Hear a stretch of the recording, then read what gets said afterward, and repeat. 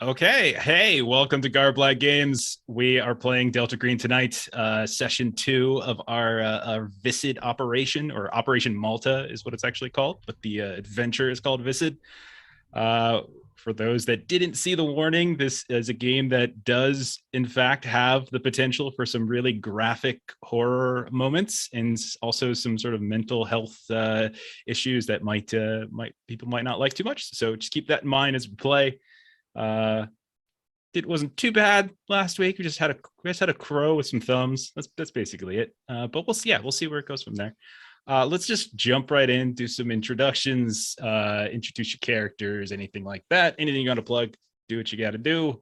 And so, old Matty Two Arms, you're first up. Still got him for now.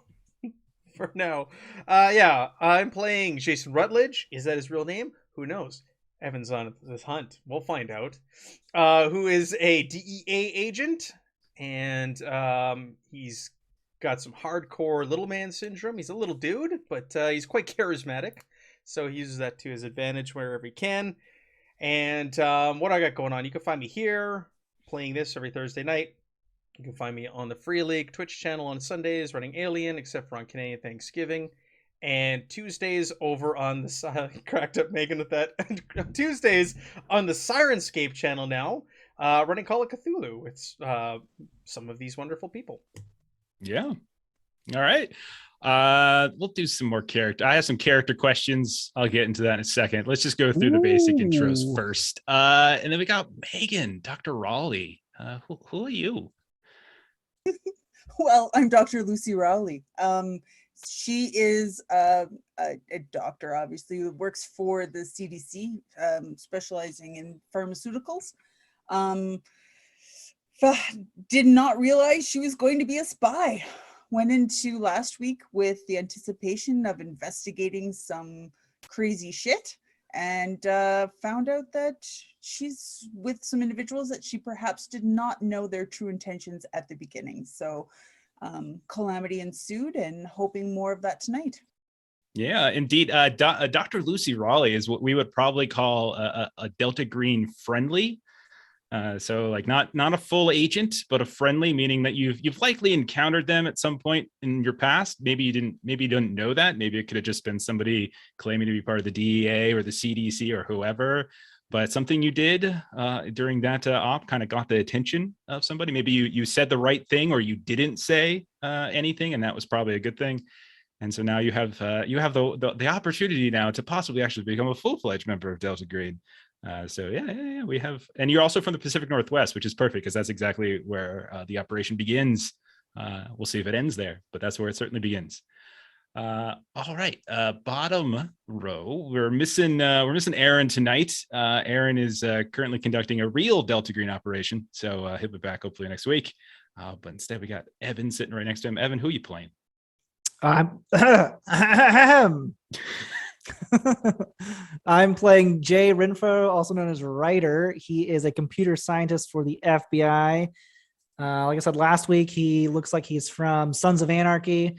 He has nice bald hair with a large salt and pepper handlebar mustache, a lot of 90s biker tattoos, a jean jacket. And he doesn't look like he belongs on a computer, but believe it or not, that's what he does. And he is it's not his first rodeo Delta Green or the weird alien or cultish. So he's a little bit of a veteran, but he really appreciated Agent Stone shooting birds. So that's why Agent Stone's no longer here. Sometimes you just gotta get rid of him. Yeah. That's actually what I was going to start asking. I was like curious about everyone's first impressions of somebody else.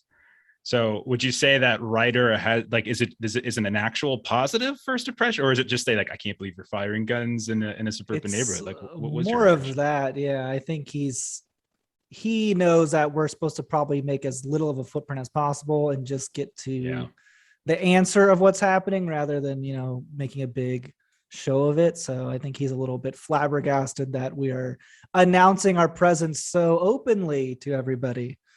Mm-hmm.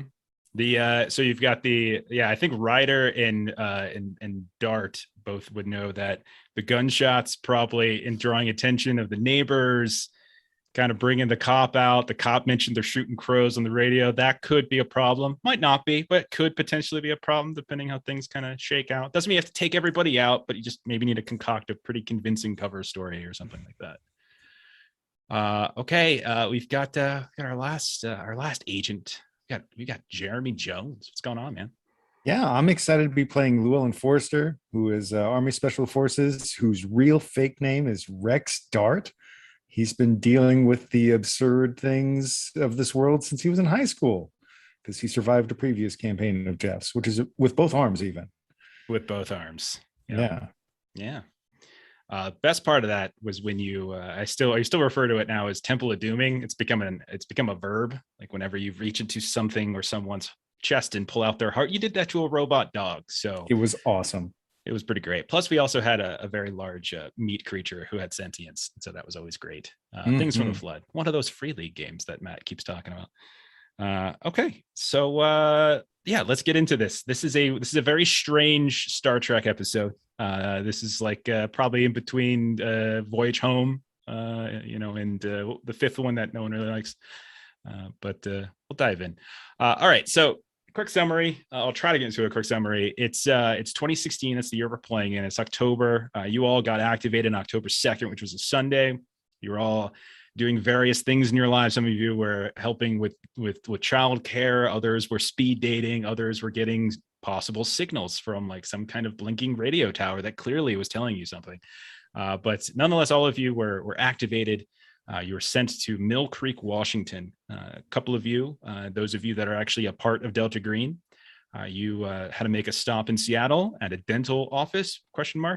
And you met with your handler, case officer by the name of Blair Palmer, a woman in her 40s, who had a very school teacher looking condescendingly down her nose at the rest of you as you asked questions, but sent you up here.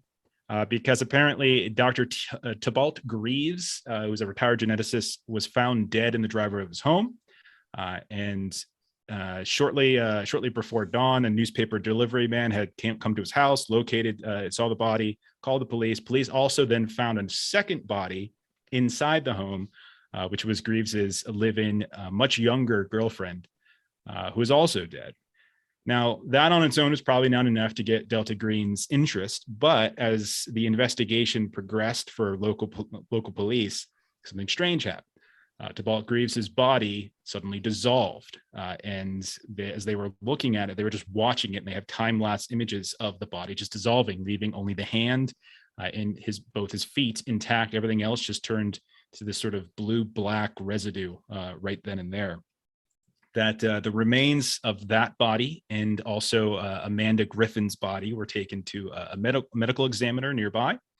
And apparently there is some kind of jurisdictional issue that's preventing autopsy and examination of her remains. Now, inside the house, there was a hidden lab that was discovered, along with these strange footprints that looked smaller than a toddler's, but still had like human toes. And inside this hidden room, there was this bio lab of some expense, and apparently there was some kind of case with some kind of samples that the CDC then had sent to Atlanta. But somehow along the way on that flight, it crashed somewhere in the Clearwater National Forest in Idaho, and this all kind of alerted Delta Green. And so you all were brought together, sent out here. You the first thing you did is you went to the home and you looked around a bit. I think it was Stone and Rutledge who followed the footprints out back, eventually shot a couple crows. Raleigh investigated, took a look at these things, found that one of the crows had three full-grown human fingers sticking out of its abdomen because it was growing out of the abdomen, and the other one had fingernails for scales, human fingernails for scales. You also drew the attention of neighbors Marty Postwaite and Elizabeth McCready. You heard a little bit about the Greaves and Griffin household, that a lot of the neighbors thought they were in debt because Griffin kind of bought a lot of stuff. She also was likely seeing other guys. Greaves used to hire people, probably sex workers, prostitutes, strippers, things like that before settling down with Amber or / Amanda back in 2010. And also, Marty Postwaite saw back around Christmas time last year, a private investigator that in a brown Lexus sedan that was casing the joint. What else? Oh yeah, and Elizabeth McCready is missing a dog that you all have agreed to find. So we're going to start up. It's late morning. You are still at the Greaves home. I have a couple things to show you in Foundry. If you all want to take a look at the Garblag handouts folder, there's a few of them. There's pictures and stuff of people if you're curious. There's the briefing document, Operation Malta briefing document. And because Matt asked about it, Rutledge, you got on your phone. It's 2016, so you have a smartphone, I'm sure. Did a little searching, and you found a list of detective agencies. Now, there's tons of detective agencies, not necessarily in Mill Creek, which is a relatively small suburb, but there's other cities, other towns within just a few miles. And so you have a list of like the 15 highest reviewed agencies on Yelp that you can kind of dig through. But yeah, late morning, you've got your two crows in evidence bags. You've spoken with the two immediate neighbors. You know that there were blood trails going, into the backyard. And what do y'all want to do? Operation's yours. I just looked at the picture of Eugene Brown. Did you choose that, or was that in the adventure? I chose it. Okay, so you selected all these photos for these people? That's delightful. It's fun. He's a goofy little guy. Just a goofy little guy.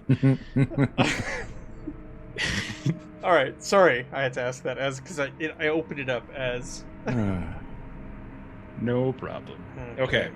Officer Brown, Eugene Brown, was the overeager cop who was kind of letting you into the scene around this cul-de-sac in this suburb.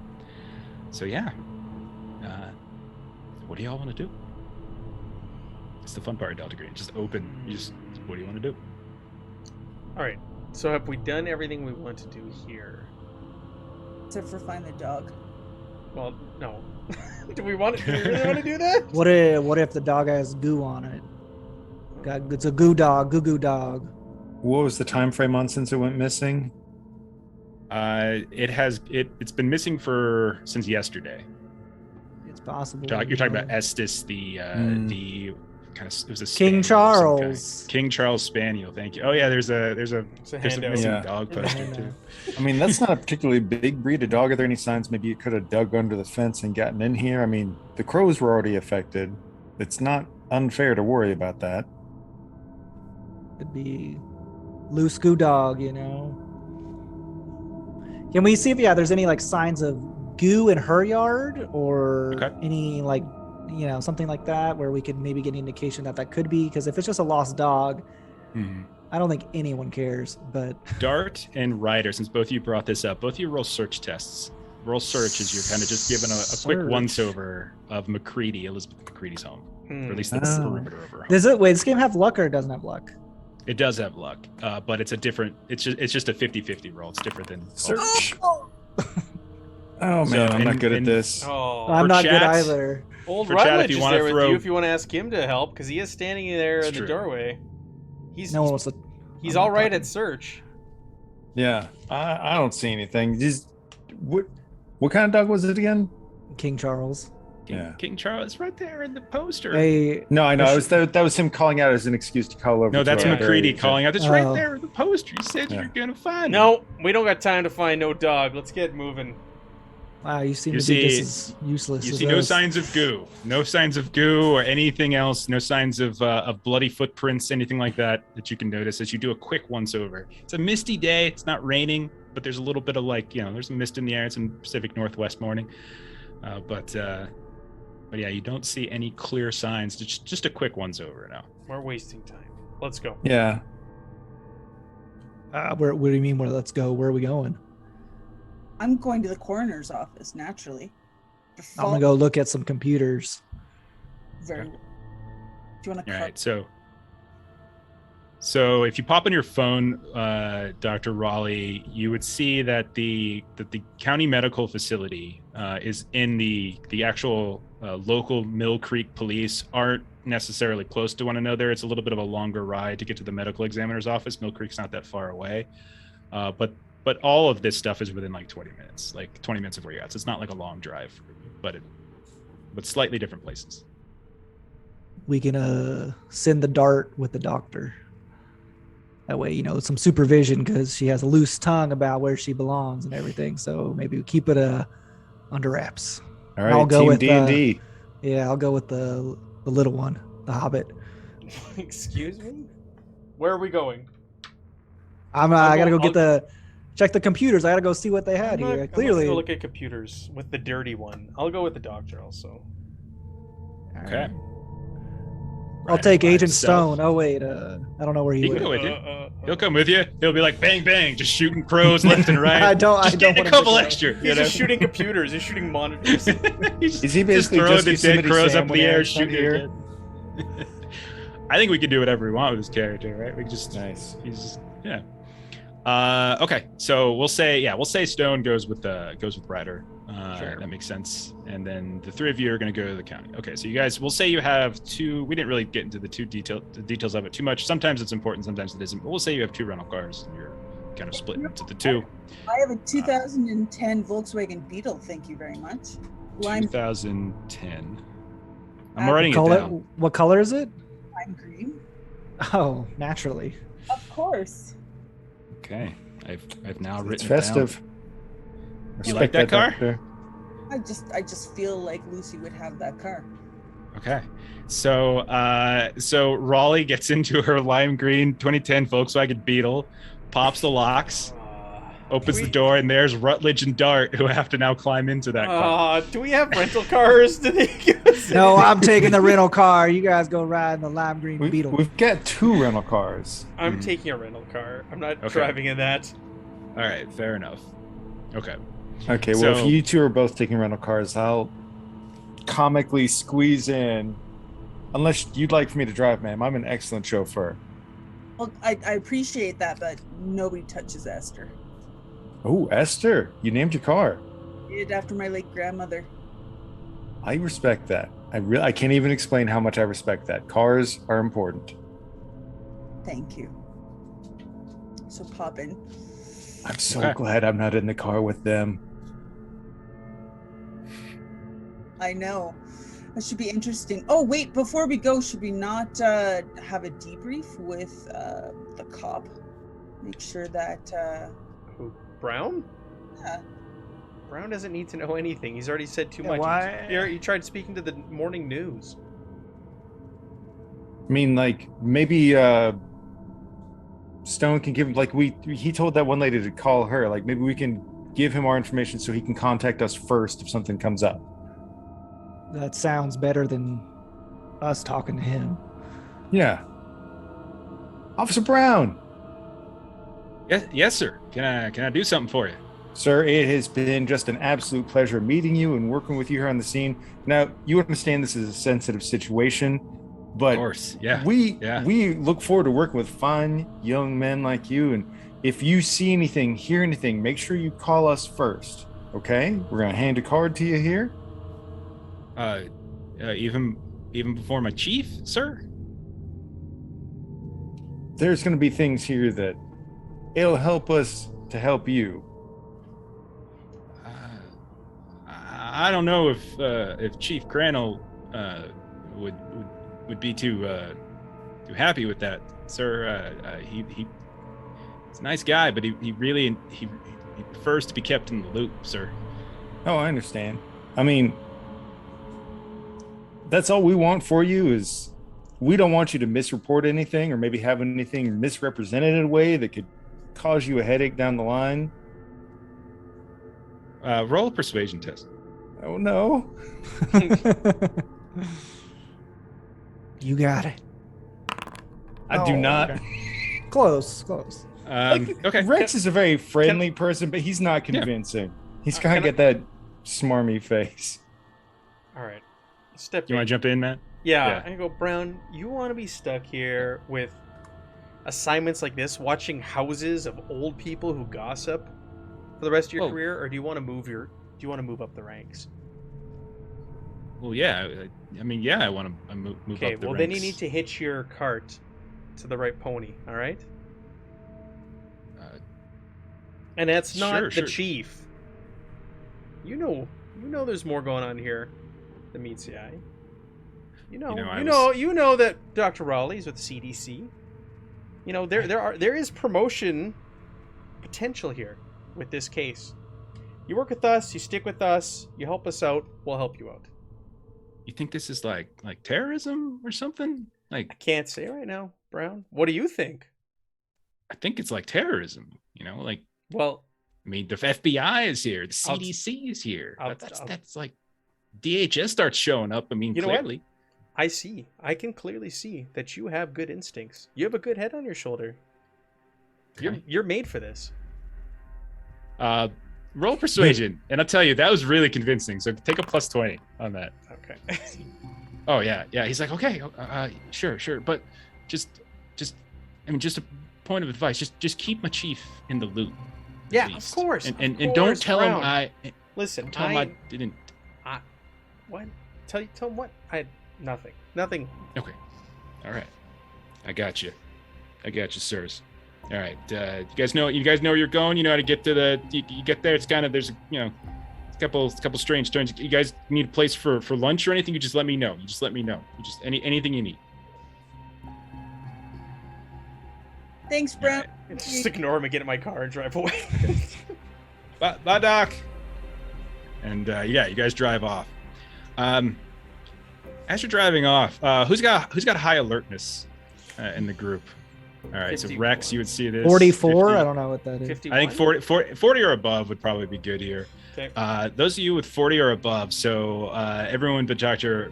Raleigh, as you're driving away from the scene, you notice like outside the cul-de-sac, like just maybe 100 feet or so away, you see there's a bunch of news vans and stuff that have been set up here and there.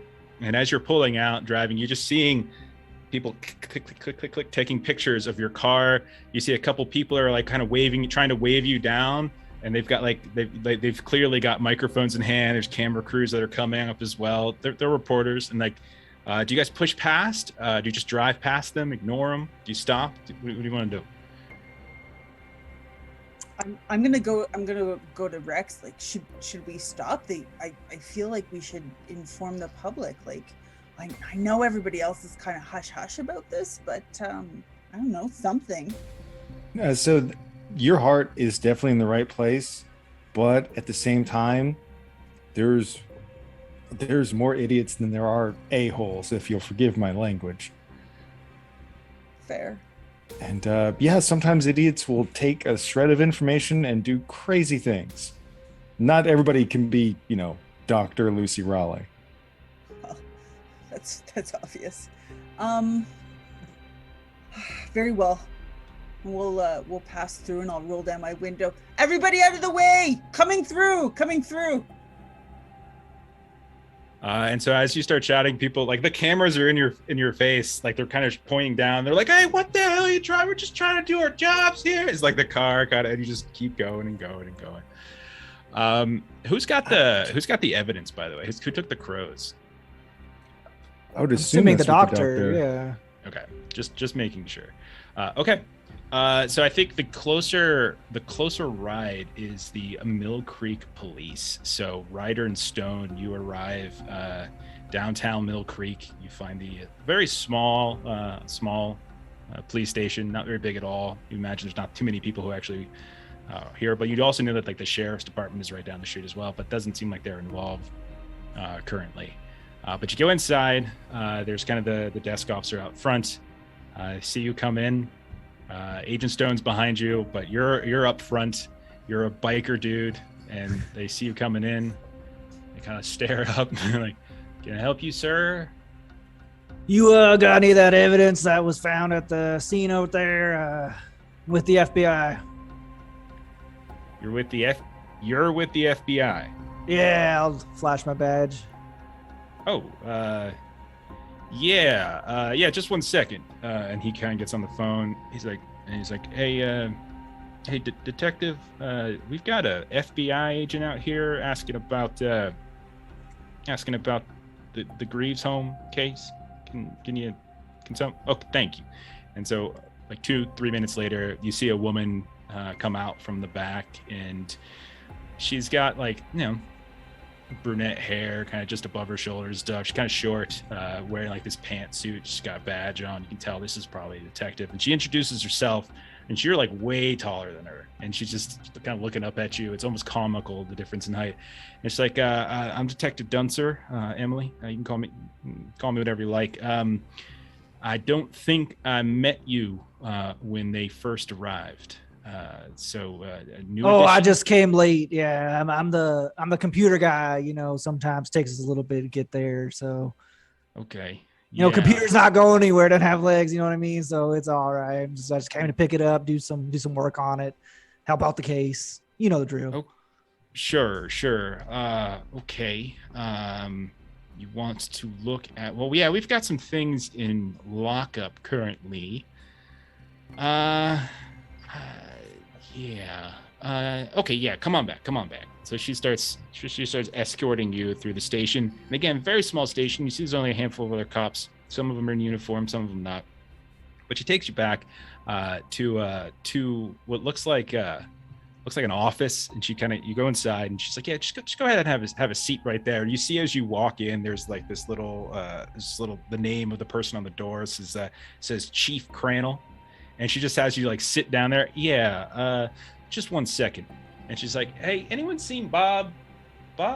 And someone's like pointing out here and there. And she walks down the hall, and she comes back with elderly man, maybe near in retirement type of thing, brings him into the room, closes the office door, and it's just like you and Stone and these two people.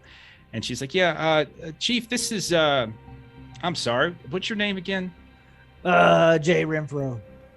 Jay Renfro. Yeah, this is Agent Jay Renfro. He's with the task force. He is a late arrival, and apparently he is a computer technician, and he would like to inspect some of the hardware that we brought with us from the scene. So this old guy is just like leaning back in his chair. He's like drinking some coffee, and he's like, well, I hate to tell you this, their agent. A lot of this is kind of in limbo right now. We've got we got 2 laptops, we've got a couple cell phones, but we got some jurisdictional issues that we're trying to work out here. We're not really sure whether we're treating this like a federal case or if it's local. Like, I mean, it's kind of on your task force's like plate right now to figure that out, isn't it? Like, aren't you all supposed to be getting some kind of federal warrant or whatever? Hey, I'm the computer guy. Come on, you're asking me way too many questions. I just do the dirty work. Guy just laughs like, okay. Are you one of those federal guys who's all kind of caring about like their position? They want to make sure that they're just getting theirs, and they don't really care about local cops. That's one of you. You just want to get your info. Yeah. You're gonna share that info with us whatever you find. Oh yeah, totally. Transparent. That's my middle name. Go ahead and roll persuasion. Don't worry about it one bit. That you flashed your real badge. It's like Delta Green. What do you mean? I have to. Oh, baby! Oh, critical success. I told you it's my middle name. Guy leans forward and he's like,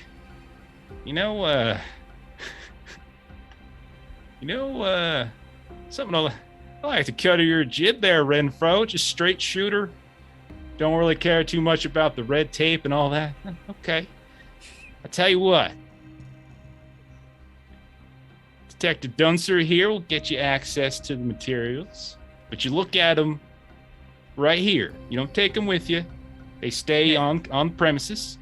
Do whatever you want to do. Look whatever you want to do. But we want copies of any reports that you got. We want to know what you found on them. Okay? Because if those federal sons of bitches who are living who the hell knows where they are decide that they don't want to wash their hands of the case and they just want to drop it down in our laps, I don't want to make sure it's in our laps with us not knowing what the hell we're doing. So I want all the information you get. Right. Those are the worst kind of people. Yeah, I understand. All right. Okay. Well, yeah, you just let us know if you need anything. People around here just call me Bob. That's fine. But All right. detective, go ahead and show him. So she takes you, you leave, etc. Yeah, I imagine he has like his backpack full of all of his actual equipment. Okay. He's like, I'll bring my backpack with me. Don't worry, it's got my stuff. Okay, no problem. She'll get you those, the Wi-Fi password and all that kind of stuff. Yeah, whatever the kids do these days. And they get you set up, and so you get like a little office area. She comes back, and you can see she's got 2 laptops, 2 cell phones, and that's what she's brought with you. And so you start digging into that, and we'll cut over, and we'll deal with the crew that's heading to the what's it called, the medical examiner's office. Are you guys doing anything on the road? This is a little bit of a longer drive. You doing anything while you're on the road? We got like 20-30 minutes drive. You doing anything while you're on the road? At any red light, I'm like fixing my makeup for sure, like putting on my lipstick, making sure that like the hair's straight, collar's bit. And before I left, I sent a quick message off to Ronald, my psychologist or psychiatrist. Okay, you send your text. Yeah. Okay. You get Nice. you get like a text back, but you can tell it's not from him. You can tell it's from someone in the office. It's someone's just like, it's like, what's the name of the therapist again? I'm sorry. I know you just said it, but I spaced. Oh, good. Ronald. Okay, so Dr. Ronald, he received your message. Thank you, Lucy. And that's like the whole message back, like just that confirmation. Don't you hate it? The bureaucracy, man. You reach out for help and all they do is they send their lackeys to reply back to you in a time of crisis. Oh, that's rough. That is rough. But at least they are reaching out. They're not ignoring you. Sometimes the help we get isn't exactly the help we want, but it's good that you are reaching out for it in the first place. That's really the important thing. Meanwhile, like, Rex is looking around just to make sure none of those news vehicles followed us. Okay. Roll a luck test. Okay. So top of the window for your character sheet along the top bar, there should be I think there's a luck buttons up there. Let's see. Sorry, I'm trying to find it. Top right hand Yeah, corner next to close, like It it's says in the roll actual luck. Yeah. bar itself. Oh, I see it. Oh, now I see it. Okay, thank you. Perfect place to put it. Mm-hmm. Okay. Yeah, and then on the GM side, when you have all those other like mods, it's just like there's like so many things at the top bar now. Okay, yeah, you don't seem, none of them seem to be following you. No, none of them seem to be following you. Okay, so are you just talking with Lucy? Are you doing anything in particular? I mean, that was my initial concern, was making sure that we weren't being followed. Okay. And then just, trying to be friendly, make sure she feels on top of her game before we go review critical, evidence. Okay. Sure. So we'll say, would you say you have so I'm gonna say, let's just say for funsies, that you have like the car radio on maybe a little bit, like in the background, so that's playing, and like maybe you're listening to whatever it is that Dr. Lucy Raleigh normally has on, because you're local, so you probably still have your radio stations where you're at. But like every now and then you get these like 30-minute updates, like with the news going around, and you hear, and in local news, strange mystery going on in Mill Creek. Apparently there's a CDC presence in the suburb of Seattle. And so all these, like, they're just sort of talking about it here and there, like the whole house is tented. Apparently there are 2 dead bodies. People got evacuated from their homes. Yeah, we talked to one of the neighbors earlier, and you hear on the radio, you hear the voice of Elizabeth McCready come on, and she's just talking about, and then they came to our home and they said we gotta leave, and then they just took us right out in these big old vans, and then they made us sit for hours in the hospital, and then they stuck us with needles, and they said, we're just checking to make sure you're okay. They said some kind of infectious disease or something. And so all of this is just sort of popping up on your radio. Yeah, all this is popping up. None of it's anything you did. It's just like, this is like an interview that was recorded earlier. And like you hear other news stories, like apparently there's there's like some sort of school somewhere, like elementary school is like canceled because like some kid blew up a firecracker in a toilet or whatever, and so now like they're all going home early. Like if that wasn't enough, and then there's like this like, and firefighters are still trying to suss out the what exactly happened down in Kirkland as flames this morning just blazed to the sky and just took out this small strip mall. And you hear another story about like all these news events just kind of popping in one after the other. Rutledge, do you you're driving by yourself, right? Yeah. Okay, so are you doing anything? I mean, like if you're listening to the radio, you would hear that kind of stuff. No, but if I'd you're like just to be just dialing these different agencies as I'm driving and calling them. Okay. All right. Okay. Roll and I would say roll a luck test, then tell me what it is you're asking when you talk to them. So basically, the plan is to call them, let them know, like, I think my wife is cheating on me. I'm looking to hire a private detective to look further into it. Wanting to know their rates for such a thing. And then kind of like, hey, it's a bit of an odd question, but like, do you have any female investigators? You know, I kind of want like a woman's intuition on this whole situation. You drive a brown Lexus? No, I'm not saying the brown Lexus. I'm just kind of like, I'm going creepy. weird, but not too weird with the specific questions. Okay. So we'll say the time it takes you to get to the medical examiner's office. We'll say you manage to you call 3 different numbers. You actually get a person for 2 of them. Third one you have to leave. So we'll just go straight down the list unless there's one of them that you specifically want to look into. No. But yeah, you basically like you get their rates. A lot of them are like, one of them's like hourly. They pay their people out. Another one is like based, it's based purely on like the scope of what you have to do, and like they have basic rates for whether it's just like, spouse infidelity versus like trying to hunt down missing persons, that kind of thing. And so in your case, they give you what sounds like you think it's probably a little bit of an exorbitant rate. But they also want you to come into the site. Like you can sit down with us, you can kind of go over some of the materials, give us the photos of the people involved. And when you ask about the women, and like, yeah, we got a couple women. Yeah, I mean, we use a lot of stringer detectives, time to time. Like, not everybody here is on staff. A lot of it's just sort of, when we need somebody, it's a private detective agency. It's not like, we're not the cops themselves. There's not a whole lot of full-time people here, and we really can't afford to pay everyone health insurance. So yeah, just a lot of part-timers. But yeah, we can make sure at your consultation, we can make sure there's a woman there. No problem. Yeah, no, that's not an issue at all. Mr. And they're waiting Evans. for you to say who you are. Evans. Mr. Evans. Okay. Mr. Evans. You know what? I'm gonna call a few more. I want to see what they have to say, get some more rates, but I like what you had to say. So I'm sure I'll be calling you back. Okay, yeah, sure. Yeah, no problem. I understand. You want to? Hey, look, we'll match prices. If you got anybody within the area, like if they're getting a better rate, you just you give us a chance. We'll definitely help you out. We want your business, Mr. Evans. I'll keep that in mind. Thank you. Okay. Click. All right. And by the time you're done with that phone call, the 3 of you are at the medical examiner's office. You go inside. It's a office building, not particularly, there's nothing particularly noteworthy about it as you walk up.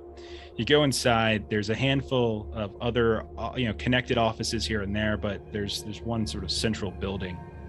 You're greeted at the front desk by a woman who kind of looks at you. She's like, can I help you folks? Is there something I can do for you?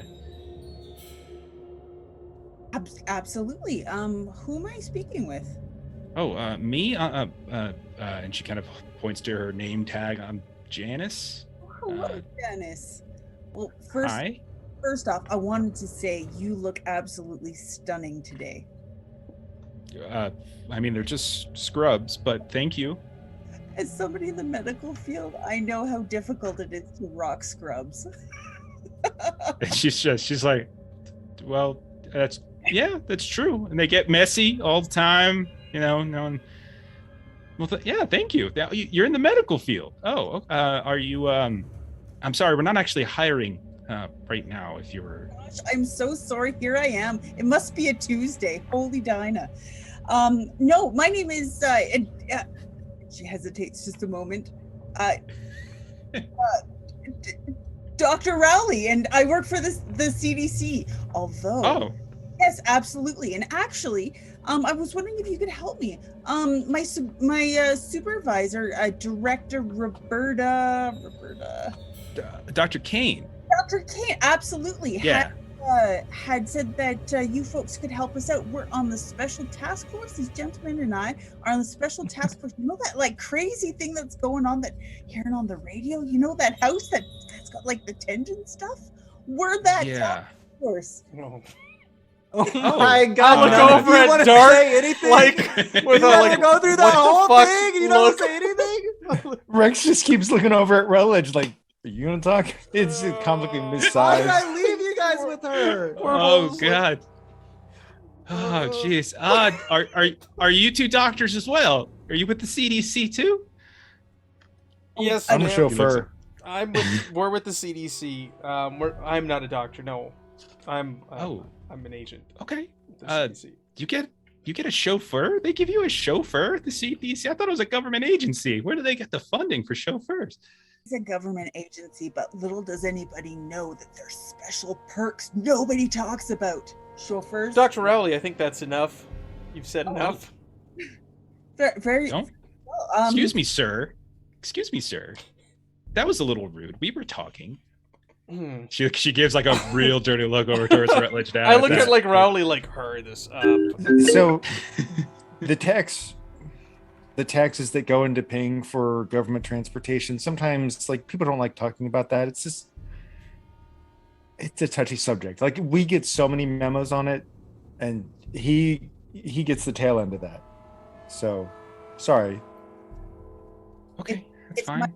well spent, in my opinion. Anyway, I was curious. You know those bodies that came in from that bit. Is there any way that we could take a look at it? You're gonna have to talk to Dr. Stubbs for this. He's the medical examiner. I'm just his assistant. But Dr. Raleigh, give me if she kind of looks around. Don't sell yourself short, lady. She looks at you and she's like, and just her face, like you're gone. Like you're gone in her mind, right? Like you just don't. Yeah. She just doesn't care for you at all. Follow me, and I'll bring you, all three of you, back to see Dr. Stubbs. He's the one who you want to speak to here. Thank you. I just took the photos, and so she leads you back.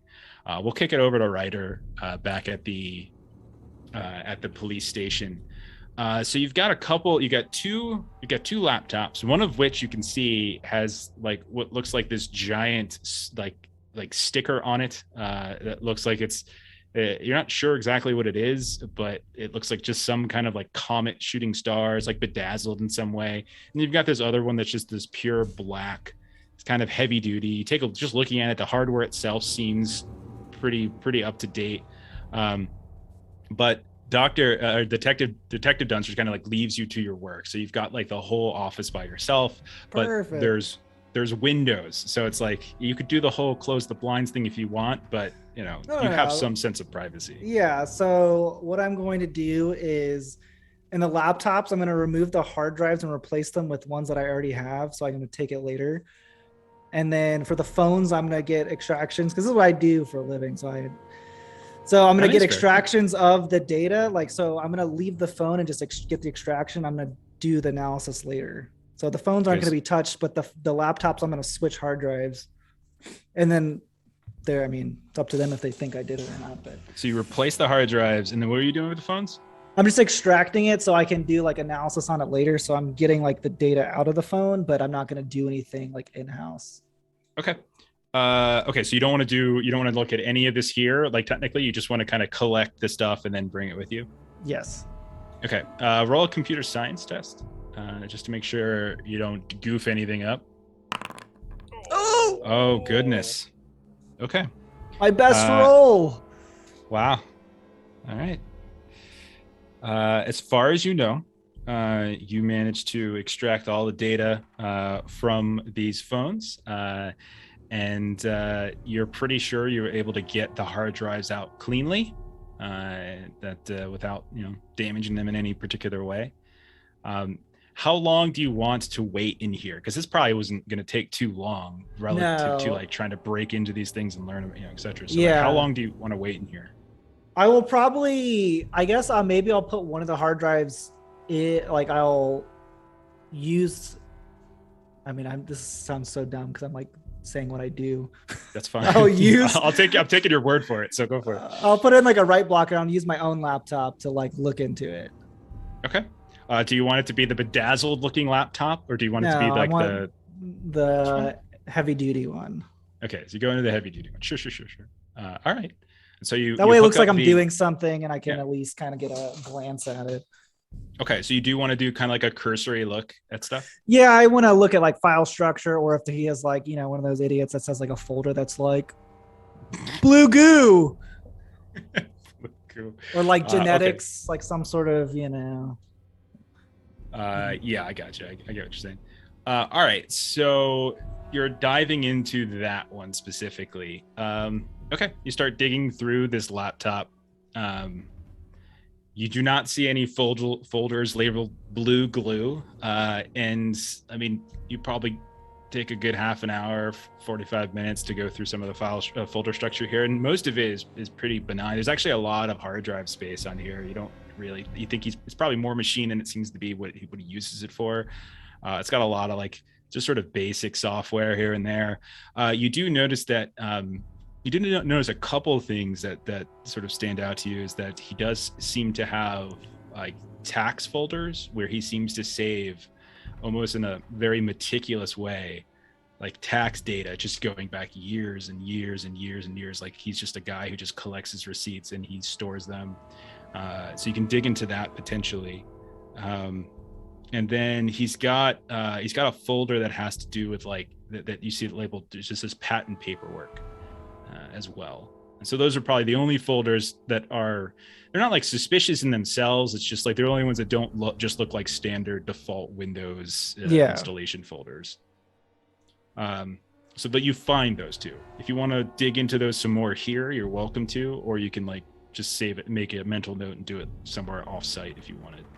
Yeah, I would probably just do that, and I can do a cursory glance at like the other laptop. But yeah, I think his goal is just to figure out what could be on here, and he's going to take it with him anyways. He's just trying to buy time to make it look normal.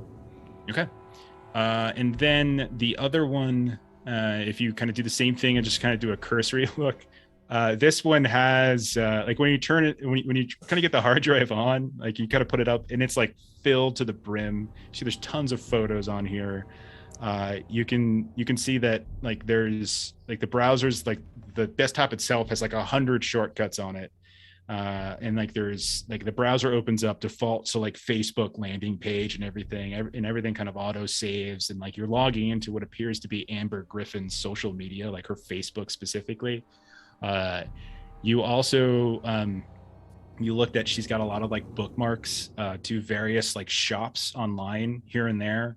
And like you go to some of these and like you can see that there's shopping carts that are filled with things here and there. But that's about it on her laptop or on the hard drive that you kind of go through. You don't notice anything else in particular. Like everything else, it just seems like a mess. It just seems like someone who's not very good at computers, and it's just like a messy thing. But if you needed to, you could pop into her, like her social media, her online buying habits, those types of things. Yeah, I could do that later. Okay. So yeah, we'll say that you kind of look at that for a bit. You're probably in here maybe an hour and a half or so. Maybe you kind of lengthen that just to make it look good. Someone probably checks in at a certain point, asks you if you need anything. I try and look real frustrated. This doesn't look good. I don't know. I've tried all my tricks and these might be wiped. Have you tried to unplug it and plug it back in? This is the chief unplug this. To unplug it and put turn it off. Let me try that. Okay, yeah. Yeah. But again, you tell me everything you find. Yeah, I mean, I don't know if there's gonna be anything on here. I've tried all different tools. I'm getting nothing, just a bunch of zeros. We got some tech guys. We got tech guys here. We got a bunch of young kids. They can help you out if you need some help. Maybe can in get like one of them 30 down minutes here. or so. Okay. I mean, okay. Got you. All right. Well, you just let me know if you need anything. So he just steps away. Okay. We'll kick over to the medical examiner's office where you all meet with Dr. Louis Stubbs. I think I have a picture for him. Let me see if I got one. Dr. Louis Stubbs. You take a look at this guy's. He is. You put him probably in his 50s. You can see he's kind of got like a serious look on his face, a little kind of salt and pepper beard here and there, and a little bit of receding hairline. But as you come in, he kind of looks up at you and he's like, "Hey, Janice," and he's like, "Dr. Stubbs, these folks are from the CDC. They wanted to talk to you about the remains of Griffin and Greaves." And he just kind of waves, "Yeah, okay, thanks, Janice. Okay. Is Dr. Kane around at all?" They're having like their own little conversation, like kind of going back here and there, but like for the most part, like you just get the sense that he seems kind of tired. He's like, can you get Charlie to just I don't know what the hell's leaking in the hallway there, but I almost slipped and fell on my ass. Can you please just get him to do his job? That'd be great. And she's like, yeah, doctor. And then kind of looks over towards you and he's like, CDC, huh? All right, I'm Dr. Stubbs. I'm just gonna cut to the chase. I'm not trying to be rude, but if you're looking to get access, I can't give you access. They're on ice. Everything's fine, but it would be unprofessional of me to allow anyone to examine the evidence before proper procedures come down. Because heaven forbid there needs to be this. We got to present this as in a court of law. We got to do everything by the book, because you never know. I've heard some whispers of domestic terrorism and say they're making some kind of concoction, whatever it might be. If charges come down and they need a stick, I don't want it to be my office that gets some freaking terrorists off the hook here. All right. Oh, totally understand. What would you say about taking a look at a couple of specimens we found down at the site? And I'm going to turn to Rex and say, Mr. Kowalski, Stan, can you run out to the car and grab the brown briefcase in the back underneath the blue blanket, and passes the keys? You like that? And I would love nothing better, ma'am.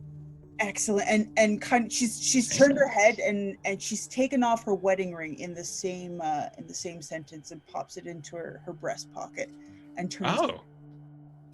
Well, that sounds like I think you might need to do a roll for that. See if he notices you doing that. I feel like why don't you do a probably just a stealth would be fine. No, let's not do stealth. I don't. You got it. Believe in yourself. I'll say take a plus 20, because like you did kind of incorporate Rex into this, so that. See? Oh my gosh! Wow. 5. Check it out. Boom! Just he looks over towards Rex. Mr. Stan Kowalski. While you're saying this, and he's like, you've got new samples. What kind of samples did you find? Well, I don't necessarily want to talk out here in the hallway. Is there a place you and I can kind of have a discussion? No. This is my office, and like you're in his like office med lab area. Sorry, I should have described that better. Like, no, it's fine, because it's just the floor. Great. So I'm gonna turn to Rutledge and say, Dr. Jones, can you give us a couple of minutes? And when Stan comes back in, will you just knock on the door 3 times, please? Just so that we know. I mean, the doctor and I here have some medical business to discuss. All right. Rutledge is a little confused, but he's going to play along. Sure, doctor. I'll be right outside. Let me know if you need me. Excellent. Okay. Rutledge steps out into the hall. What does Kowalski do? So Kowalski, as he's going back to the car, does look in the hallway just out of curiosity to see what they might have been referring to. Yeah, your alertness is really high, and you can see that there appears to be a water fountain that's just leaking, and it's just like all over the floor. That's it. There's a big old wet floor sign. You see, like, there's a guy at the end of the hall who's like wheeling what looks like a mop bucket towards you, and he just kind of gives you a little guy nod, and then that's it. And he kind of gets the mopping. That's all.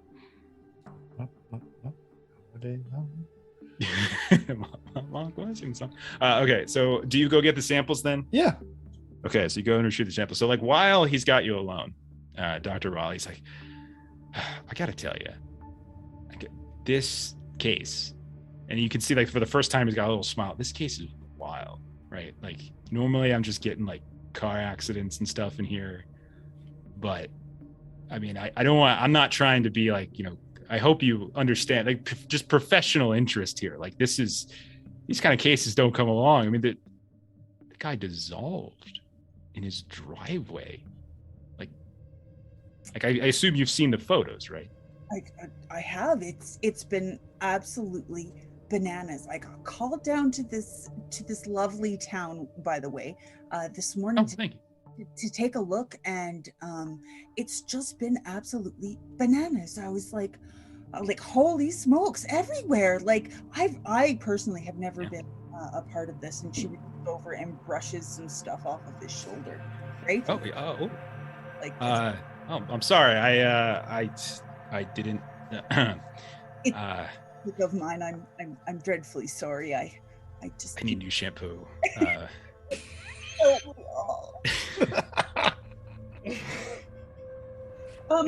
He's very flustered. He just did not see that come. So he's just like, yeah, it's I heard all, I mean, I've like rumors like everywhere. Like it was, I'm not gonna say it wasn't like a shock. I was one of the first people to him to see him. It was me and Detective Downey. And he kind of quickly, he starts to sort of check his shoulders at this point now in the middle of his story. He's like, I was there when we found did you see the lab? Did you see, like, they had better equipment in that lab than I have here? And you look around, he doesn't have, like, it's kind of just counting stuff on the desk, like cross her legs over and goes, why don't you walk me through what happened? I mean, as colleagues, sometimes we need to debrief when things get a little weird, and it's not easy to talk to everybody about this kind of thing. Sure, yeah. So we got the call from Mill Creek, PD, early in the morning. It was before dawn. I was up. I like to do a little running before I come to work. I like to do a couple miles, get a little workout in, and I was just coming back from that when I got the call. They said we had a couple bodies that we needed to go kind of take a look. So I got with the Detective Dunser, and we made it to the scene, and they had already cordoned it off. 2 officers were already there. They had some newspaper guy as well who discovered it. Nice guy, a little chatty, but nice guy. And Janice was with me, and she had the cameras taking the photos here and there, and we found Greaves there, right in the driveway. And when we first got there, everything was fine. He was intact. Like he was definitely had he'd sort of like been in some sort of fight. He had wounds or some kind laceration. You can see him in the photos there, some kind of bloody injury. And then when Detective Dunser and I went inside to investigate Miss Griffin's body, which is intact, had strange kind of a strange wound around the mouth and area, but otherwise was intact. Unknown cause of death yet, but that's when we heard just commotion outside. We were running outside, and I got just couldn't believe it, but there it was right on the ground, just dissolving, like someone had poured something on it. I thought that's what someone did. I looked at Jan. I said, Janice, what did you do? And I was wrong of me. I shouldn't have done that. I'm sorry. Waiting circumstances. Yeah. I understand. But between that and the lab, no, we had a call. We had a call in CDC. I mean, it's just clearly there was some kind of agent. He was messing with something. We find that little case, whatever the samples were. We got the CDC on the horn. We stopped. We said, we're done. We got Dr. Kane. She came in. Whirlwind woman, that one. She was just got the tents up. They took us all up. The Providence Center up in Everett, got us all tested. Anybody went in, we're clear, we're good. But yeah, that's and I haven't been back since. They closed the scene off for me, and there's, I guess, only the CDC and FBI are getting in there now, and I hear rumors DHS is might be getting involved. I don't know. Oh, gosh, you know what? Thanks so much. I can't even imagine. Was Janice there the whole time with Mr. Greaves? No, I mean, she took pictures. She took the pictures of a lot of different things. Sometimes when it's kind of a serious situation, we want to kind of learn.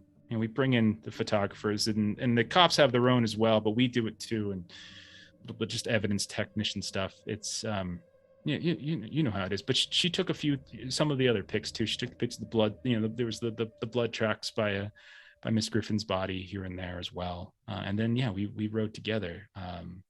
But she's a good kid. She's like a daughter to me. She really is. But yeah, I'm happy to help. Help out. You know what they say?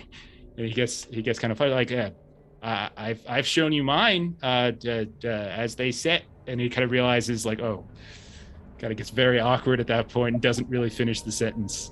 Dr. Stubbs, you're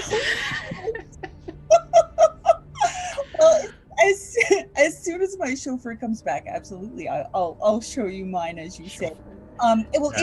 In the meantime, is it possible for me and my colleagues to take a look at those pictures, or at least myself? Pictures, sure. I'm surprised you don't have a copy of those. CD. Roberta, when I arrived, she was very flustered, and well, you can understand. I mean, burning the whole. There's a plane crash. The samples they sent, that went down. Apparently, I just heard that. Oh my gosh, it's awful. It's awful. Yeah, I'm sure we have a copy. I have copies. Yeah, 1 second. He starts running around in his desk and kind of looking and finding the file. We'll kick it over to Rutledge. Rutledge, you left without a task. So what are you doing? I guess I'm just standing there with the assistant. I'm just like, sup to her. She's like, hey, how you doing? And she's young. She's she doesn't hate me anymore?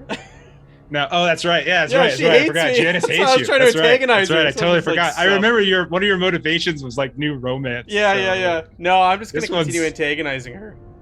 So I think it's hilarious. She's kind of looking. She's just kind of got a like a face on her. Can I help you with something? You're not allowed into the big boy discussion. Yeah, real human sunbeam there, lady. Keep it up. You'll be sitting at that desk the rest of your career. Oh. Okay. Well, at least I'm not some little bag man who gets kicked out of the room when the adults start talking. What do you mean little? What are you talking about little?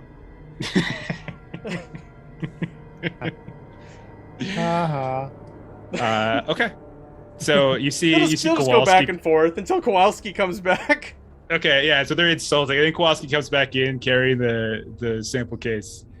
Do you go back with him, or do you stay out here antagonizing Janice? I'm gonna go with him. Okay. I'll just take a brief moment and lean over Janice. I'm so sorry. That's okay. I deal with all these kinds of guys all the time. What is it, Napoleon complex? They have to compensate for something. I don't know. Whatever. I don't really care about his height. I just think he's an asshole. That's all. Yeah, the height to asshole ratio is often not what you would expect. I can hear you. Rogowski or whatever the hell you're. What's his name? It's okay. I know I'm just a chauffeur, but it is Kowalski. Kowalski. I can hear you, okay. Kowalski. Let's go. Okay. So you go back in. Ryder, I'll say at this point you probably have spent a couple 2 hours at the. You've got everything that you want to take away with you as best as you think you can. How do you want to kind of extract yourself from the situation? I think I will. I was gonna send Agent Stone, but never mind, he's not here. If you want him to do something, he can do it. That's fine. No, as nothing kind of threatens his life, I guess. I think he'll just go in and he'll kind of have everything already back in his backpack, and he's just left it kind of the way it was with the new hard drives, and he's just like, "Damn it, Bob, you're not gonna believe this shit." Well, what's that? What do you mean? What'd you find? Those drives are clean. Someone wiped them, or they knew something was gonna happen. There's nothing on it. It's completely blank. You mean there's nothing on them at all? Yeah, just stickers on that one laptop. He's like, hey, is Daly here? Where's Daly at? And then you see this one guy's like, right here, Chief. Comes coming up. And he's like, when you bagged the drives, were they on when you got all the computers and stuff? And he's like, no, Chief, no, they were off. Well, actually, no, the one with the stickers, that was off, but the other one was in the lab, but that was on. But we didn't look. I mean, it was in sleep mode. And he kind of looks over towards you. He's like, "It's sleep mode, right? Like it's in sleep mode." But we just, we packed it up. I mean, you said not to screw with anything. I mean, standard stuff. We didn't look through. We ain't. I'm not a computer tech. I just closed it down, put it in the bag. Yeah, I mean, sometimes there's remote wipes and stuff like that, or if you touch the trackpad, sometimes if you move it in the corner, it can just wipe the whole damn thing. You think someone did this intentionally, or this is like an accident? I don't know. It could be both. It could have happened before whatever happened. It could have happened during transport. I got no clue. All I see is zeros. During transport. Now, hang on a second. We followed procedure. We did everything by the book. We put them in the special bags that the tech guys say we need to use. We even made sure one of them was looking at us when we did it. They didn't want to go inside because the scene was too, you know what it is, right? We didn't do anything wrong, boss. We didn't do anything wrong, Chief. Come on. And he's I never said you did anything wrong. I said anything could have happened. I'm just telling you what I saw. So if somebody wiped these, you're saying there was somebody else at the scene. Unless they were already wiped. Well, one of them was on. He said it was asleep. That doesn't mean anything. He didn't verify if it was actually the operating system or if it was just sitting on a blank screen. All right. Okay. Well, what about the phones? I haven't done any analysis on them, but I got some extractions and I left it for you in case you guys want to do your own work on it. You're going to write up a report on those extractions. You're going to get it to me, right? Yeah. I just running out of time. I got to meet the doctor. Okay. Doctor. I don't remember. It's just someone at the coroner's office. What is their name for that person? Dr. Stubbs, medical. Okay. Stubbs. Yeah, I don't know. Okay. Go ahead and roll a persuasion, but take plus 20 on this because you've concocted a decent scheme, but there's potentially some holes here. So what do you do for? Just there's no pop-ups. So just roll it and you get a plus 20. Just know that you have a plus 20 on it. Oh, you're good anyway. Yeah, you made it. Oh, it worked to the plus. Oh, I did the plus 20 right. Okay. Yeah, you're good. And he's like, okay. Well, first thing you get that, you get those cell phones looked at. And we'll have some of our tech guys take a look at the laptops. Maybe it's something you missed. Maybe they've got something. They've got those drive reconstruction things or whatever, Yeah. Okay. The FBI does. Yeah. Yeah. I mean, the one guy who I mean, Best Buy has it too. Like that Geek Squad, they do that kind of stuff too. That's actually not true at all. No, it's not. Oh, okay. No, it's not. Oh. All right. I mean, I don't know. I don't really use computers. I'm not a geek. I like sports. Go see. Yeah, I just use them on my downtime. Look at me. I'm clearly a rough rider. Yeah, you're something, all right. You're not what I would expect for a tech geek. Anyway, okay, Agent Renfro, just make sure you get that report to me as soon as you can. All right? And he kind of claps you on the shoulder. He's like, appreciate it. Yeah. I'll walk out. All right, back at the medical examiner's office. The adults are in the room. Rutledge, you're back inside this lab area. You can see that Raleigh and Dr. Stubbs are going back over these crime scene photos, looking at the kind of time dilation, like these photos of the dissolution of Greaves's body. Kowalski's got the evidence bags, sample bags, I should say, sample containers, and comes in. How do you guys want to handle this?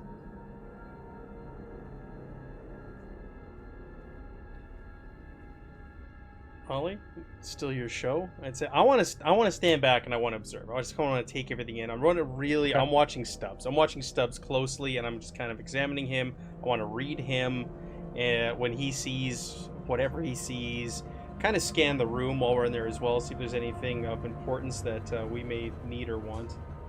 Okay, roll a humint. That would be sort of trying to read the body language and see if you can kind of if his reaction. Oh my God, your human is high. Yeah, That's good. That's a lot. Human lie detector. Okay. So you show Dr. Stubbs these samples, right? These crows. You pull them out, and as you do, and he's like, "What the? Oh!" And you see him just freak out, and he looks like he's about to do what the. He kind of pushes it down, looks over at Raleigh, suddenly gets a little embarrassed. He's like, "What the hell? You found these on scene?" Yes. It was in the report that they were pecking at the bodies. Yeah, we saw some when we got there. Yeah, we just shoot them away. None of them had freaking fingers growing out of them. Now you can. Oh see my God, are those fingernails? Now you see the severity of the situation, Dr. Stubbs. Is there any way that we can examine the bodies to make sure that we can rule out any other animal prey on them, to make sure that what has happened to these poor crows doesn't happen to anything else? Doctor, I as much as I want to help you, as much as this is fascinating, I just can't. There's a chain. There's jurisdiction. I just don't. I don't think that's a good idea. I think that it sounds good now, but if this goes to court, if we have to prosecute and they suddenly realize that we started doing an unauthorized autopsy off the books, roll a persuasion, Raleigh. And you've got the benefit of like the flirtation here and there. Oh. So close. You were gonna. No, You're gonna. What's that? Because of the flirtation, I was gonna have it a bonus there, weren't you? Like 20. No, I wasn't going to give you a penalty. I was going to give a minus 20 penalty because of his professionalism, but I basically canceled that out with your plus 20 for flirtation. But he will say this. I can help you. We can dig into these crows if you want. We can do that. I can help you there. Crow digging. And we're still in his office, right? Yeah, it's like he's got his own little like lab. He's got an office off to the side as well. You can see he's got decent equipment, but there's some stuff that can help, but it's not like a high-end CDC lab. Like this is for autopsy, and he probably sends certain things out to labs for study. So, but he can do certain things here, sure. He can like test blood. He can, things like that of that nature. Like he can't do a whole lot, but it's like we can look at these here. Want to look at it more closely? You're gonna have to get to Dr. Kane. She can probably get you a proper lab, but I'll help you. I can help you with this. Let me help you with this. This is, oh God, this is horrific. But are there fascinating in this lab, or is it just completely closed off? Like, so the door's closed, nobody can see in? The door is closed. There's no one can see in. There's like a little cut in the door itself, but like it's a small cut in, so no one will be able to see anything. And you could probably easily cover it up. Okay, fantastic. So I'm gonna be like, you know what? Absolutely. I'm gonna saunter over to the door and I'm gonna lock it, and I'm gonna see, Mr. Kowalski, can you help this gentleman look the other way for me? And I'm gonna gesture like this.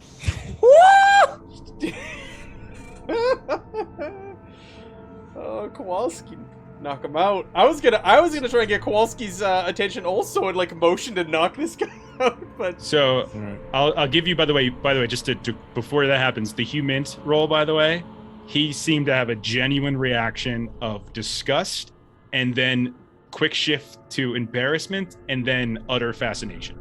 Like you didn't get the sense that he'd seen this before. Like this wasn't like a fake reaction, Rutledge. But yeah, so you're in the room. Did you just say that? Did you just say that in front of him, like where he could potentially hear that you just asked Kowalski to knock him out? Okay. And he's just like, hey, what? Whoa. What the hell are we talking about? No.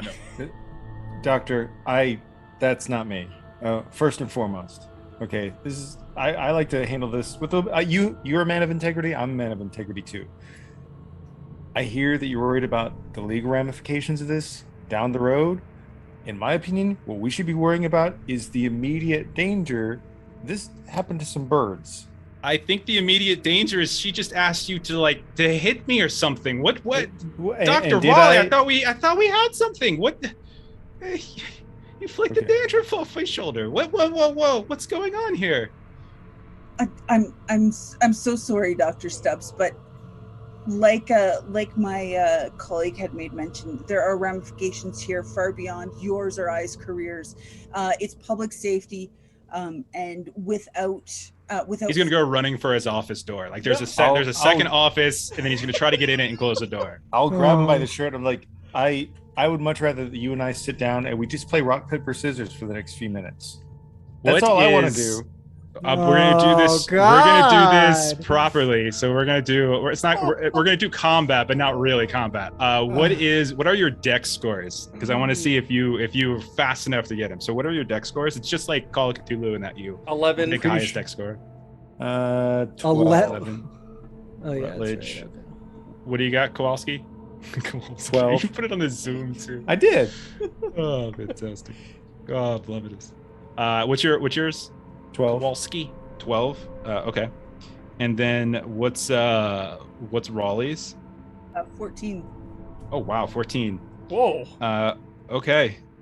So on the bright side, double check something really quick here. Louis Stubbs has a 14 dex. Oh my Holy moly! True. I'm assuming it's because he's got to do surgery and stuff, and dex is about like using his hands and things. Not surgery, but like autopsies and whatever. But Raleigh, you're a player, so you're gonna go first on this. You see him begin to you can see his eyes darting over, and he's looking at behind him. He's got like a phone he can go for, but then but he's also looking over towards his office, and you see he kind of looks, and he's looking at Kowalski. He's looking at you, and you see him just as he's about to break and make a run for the office. What would you like to do, Raleigh? So I'm over by the door, right? Is there like a book or anything? There's plenty of stuff in here. There's plenty of stuff you can do. Yeah. I'm gonna throw something at him. Throw the crows at him. No. There's equipment around here. There's flash speakers, all those types of things. Think of it like it's a lab. So like anything you can think of that would justifiably be in a lab, it's here. Scalpel. Throw a scalpel.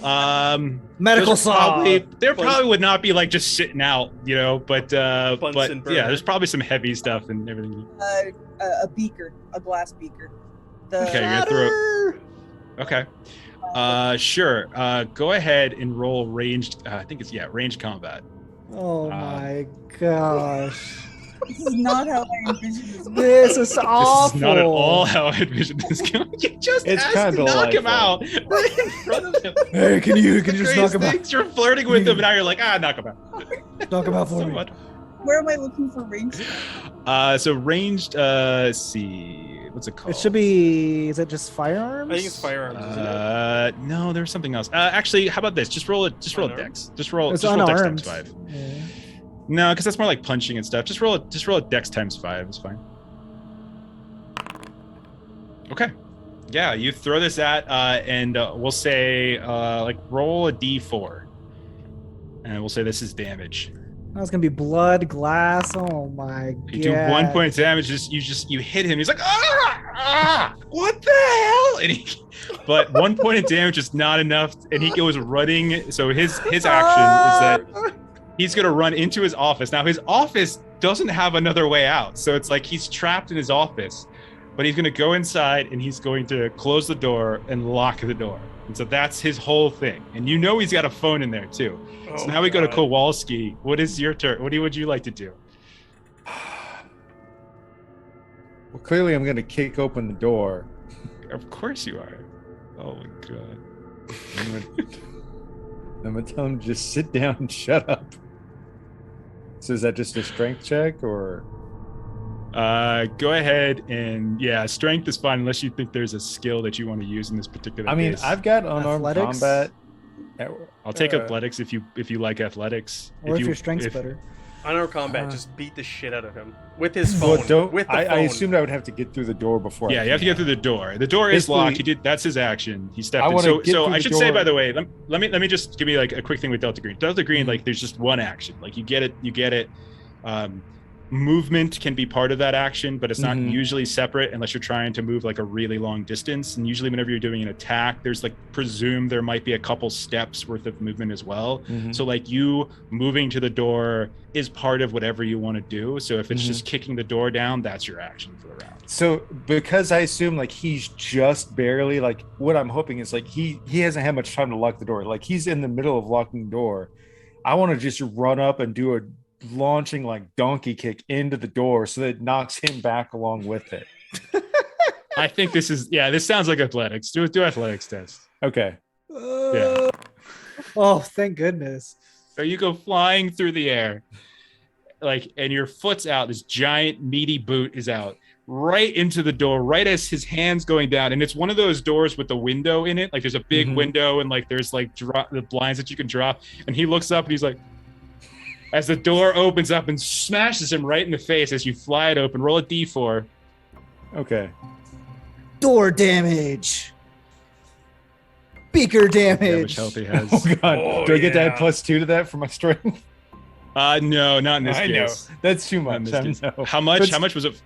4. 4 points. Okay, so he's done. Oh my god, you guys have taken him to. Okay, he's like, oh, he's bleeding down his face. He's bleeding from the back where he got cut. I also need both of you to roll sand tests, by the way, for inflicting violence on an innocent.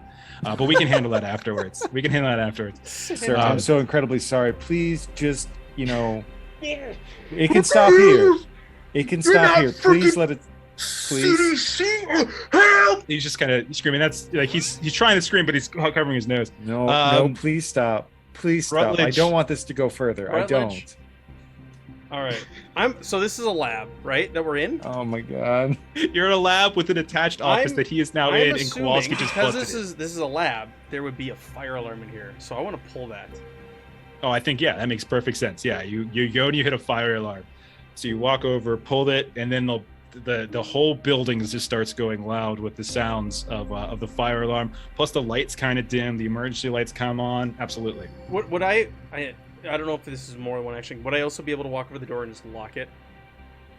Yeah, I think that's fair, and I think it would make sense that the fire alarm would probably be near the door. So those are two simple enough. Okay. You can lock the door into the lab, and you can go ahead and hit the fire alarm as well. Okay. Yeah, absolutely. Okay.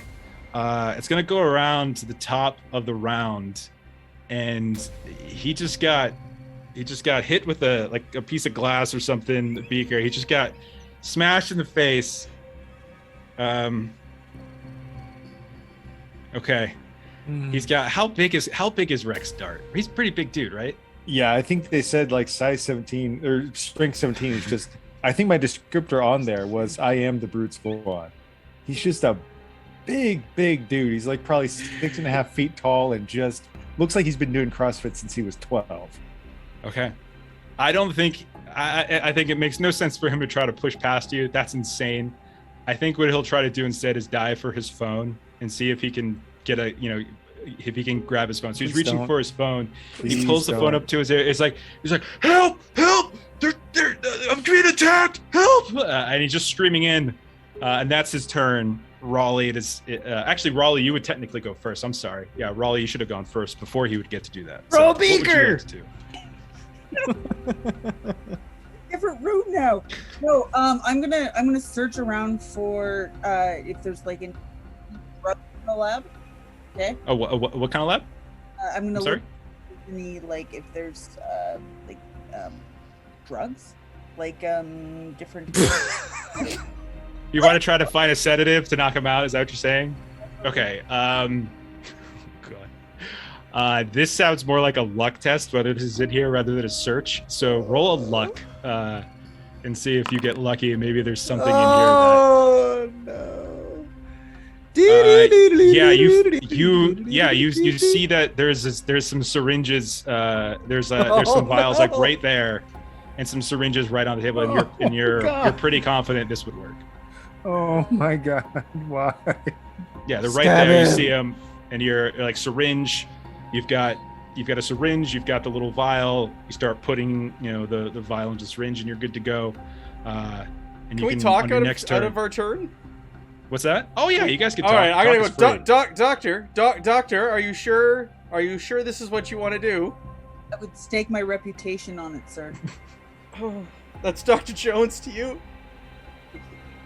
Yeah, I'm a you're doctor. confident. You're confident. This is just gonna knock him out. It's no big deal. Yeah. Like this will just make him very sleepy, and he'll wake up well after we've left. You're the doctor. All right. Okay. And so he does the phone thing. He's reaching down, and then it'll come to Kowalski /Dart /Forrester, man of many names. What would you like to do? Why did you do that? Could you keep? He's like, help!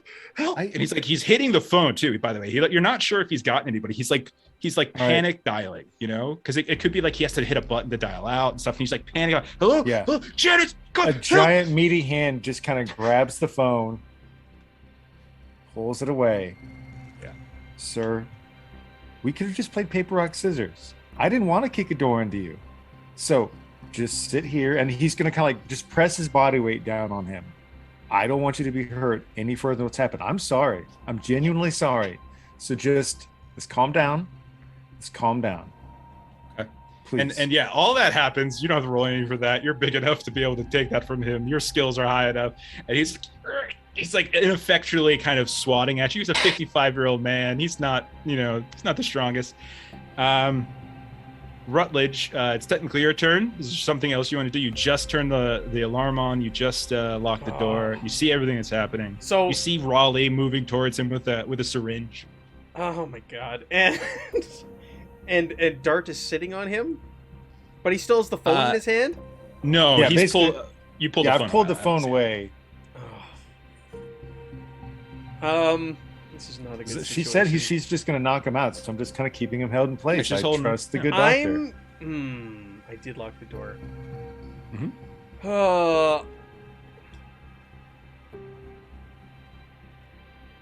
The worst agent What can I ever. hear outside the door? What's going on? Are people exiting? Are Roll an alertness, because you're gonna have to Okay. roll it now because there's a lot of noise with the Yeah, alarm. for sure. It's probably a bell like right above the door, Yeah. blaring into this room. Okay. 69. 69.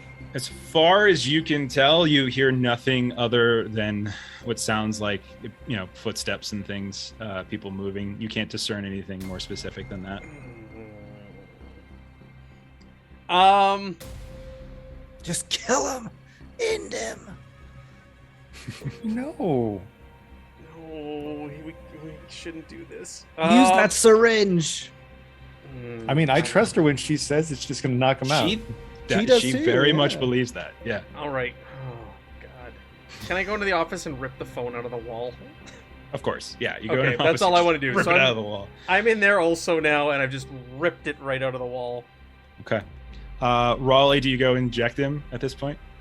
I'll just be like, his name's Louis, right? Louis Stubbs. Louis Stubbs. Yeah. Louis. This is in the sake of like public safety. I'm sorry. This has to be done. It'll just be and by the time you wake up, we'll be long gone, and this nightmare will be over. No. Oh. Fresh. My tantrum. As you take the syringe, you like get it right into the neck, and just in it goes. Okay. You read watch over- cyanide on the label. You watch as his mouth begins to foam. The veins in his forehead begin to pulse. This is not the reaction you thought was going to happen. He starts to seizure. His face grows like this bright red, purple. You see him. Foam just continues dripping down. His eyes just begin to kind of bulge. And then Kowalski, as he's doing that, like seconds, and then he just goes completely limp. What the fuck is going on here? Who are you two? What did you just get me into? What the fuck? But I just gave him a sedative. Oh my god! Oh my god! Oh my god! Start hysterical. All right. I need Kowalski and Lucy to quickly roll a sanity test for their earlier violence. Rutledge, you're fine. You don't need to do this. Both of you roll a d4.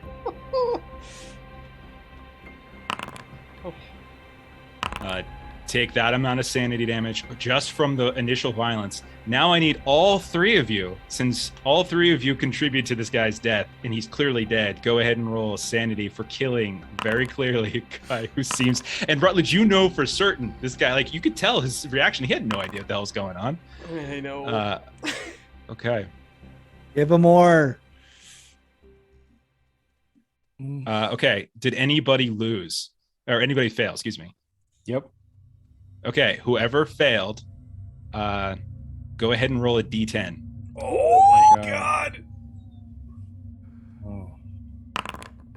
That's not bad. Oh my It's gonna gosh, be you guys got easy. so lucky.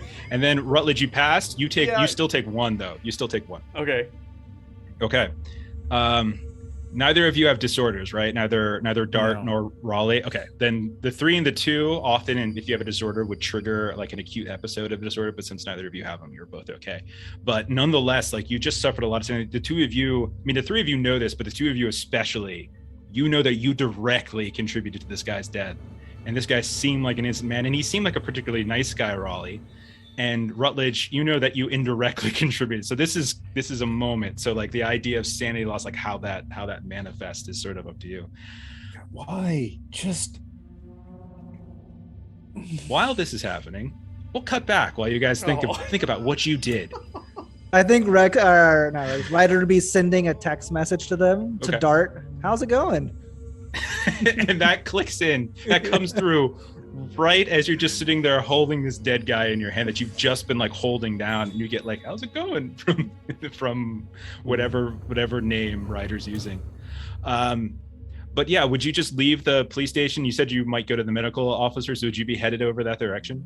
Yeah, I think I would. I would also send a text message to my close contact, codename Rose. She was another undercover with me, and I would basically tell her to kind of like fudge up a story of me being at that police station and like covering it up for me, because I had like show my badge and Okay. like prove myself. Okay, yeah, and that's one of your contacts, right? Like you actually Yeah. have that in your contact list. Yes. Okay. Yeah, you send a text message and you get like a quick message back, 10-4, like that's it, and like, and so you probably have some kind of normal means of communication for when they have that info for you. So Yeah. you'll expect it later. Basically like a cover story for if they try to ask more questions. Mm-hmm. Yeah, and then he would be making his way there because, yeah, I mean, it took a while. He didn't hear from them, so he. So yeah, you get on your, you get your phone out, get your Google Maps, GPS, whatever it is. You find, you and Stone are working your way there. You get to an intersection that's maybe, 1.5 miles, 2 miles away from the medical facility, and all of a sudden you just hear like the blaring of what sounds like a fire truck and some stuff, and you see like you can't even go into the intersection as like a fire truck goes by, going into the direction that you think you're going. You don't necessarily think anything of it, but it just kind of passes through. And when you get, you start kind of pulling up the service road that leads like back towards this facility, you see that, lo and behold, there is a fire truck outside of the medical facility. There is a cop car. We're going to be slightly out of order in terms of time, but let's go back inside the lab. What do the 3 of you do? You have a dead body on your hands. I'm like, we gotta do something with this fucking body. We gotta get this out of here. We can't leave it here. Oh God. They know we're the last ones in this office. One of them doesn't like you. I have to make a phone call. No No. phone calls. I have No. to make a phone call. No. I just killed somebody. Injector! Oh God. I'm gonna scan the lab. Is there like a trolley or something, maybe to wheel things in and out of? Oh yeah, sure, yeah, yeah, absolutely, no problem.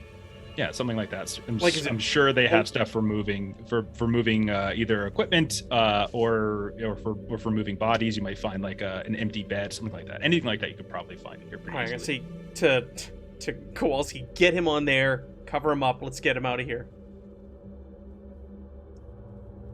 Okay, gather up the birds. Okay. Why did we show up the fucking birds? Why did we even bring the birds in here? Supposed to gain his trust. With my bosom. Look, I didn't get brought on for this. Oh my God. Okay. Oh my God. Sir, Art, Okay. this I'm not. Okay, so let's learn from this. We don't talk about knocking people out in front of them. And we don't jab them with needles full of things that we aren't sure of what they are. And we're going to move forward from this because we can't change this. Putting them up on the table, getting the birds back in their cage. Is there a file or anything on like why we went there? Maybe that we can grab also on the way out? You can grab the folder that had all the photos. pictures? That they were Yeah. looking at. Yeah. That was sitting there. I'll grab Yeah. that. We'll grab our Do you guys birds. want to try to get to cold storage? I think we should get. It's the not. body It's outta not connected here. to this. There's a I- separate place for it. I think we should get the body out of here. Mm-hmm. I think we need to dispose of the body ourselves. We could just swap it out at cold storage. I think Dart's phone would start vibrating. Mhm. Dart, your phone starts vibrating. Hi, Big Papa 2020. We are looking to Why the bounce. fuck is there a bunch of fucking police officers, a fire truck, an ambulance, the whole damn sheriff's county outside the place you're supposed to be? And at this point, we're driving away from the scene, and he's definitely seen enough to not need to be like, you know, a part of this area with Agent Stone. I agree with you on the idea of the swap, Rutledge, if we can. Was that your idea earlier? I'm sorry. No. We get it out of here. Yeah. That was Dr. Raleigh's idea. So, We get the body out of here. We Dart- need to dispose of it ourselves. If we leave it here and someone finds it, we're tied to this body. We're tied to this office. Yeah. Okay. Dart, you as you're putting the phone back, as you kind of hang up the phone, you look up and you see another text message comes in. It's from Allison, and you see it's like this little. It's got an image of your nephew, and there's like a video. It's a kind of grainy video. It's 2016, so the video ain't that great yet, but like it's there and it's looking okay. And they're playing and they're watching like your nephew kind of crawl around. Your dad's in the corner, and then another text message comes in, and she's like, "At least he's here." And then that was the whole text. Oh. I'm gonna Okay. like swat the phone down and say, "Get the shit together. We gotta deal with this. This All is right, this I is partly push, your you problem bark. also." I'll push, you bark. Let's go. Okay, so you open the door and you push the body out into the hallway. You guys both have very high alertness. I know Dart and Rutledge both have high alertness. So as long as you're 40 or above, you would notice that like it doesn't like you look around, you don't see anyone in the hallway that you came in, and you know that there is like this.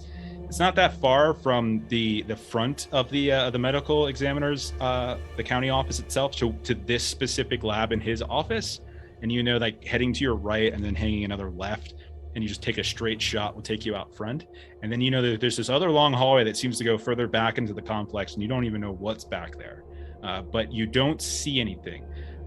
If you guys want to roll alertness now, like actually roll alertness to see if you can kind of hear anything through the blaring of the alarm.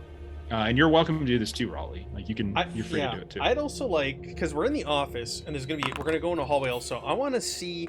Typically, there's a map of the place posted, and it also tells you where the like the points you go to in an emergency. I can't remember what that's called.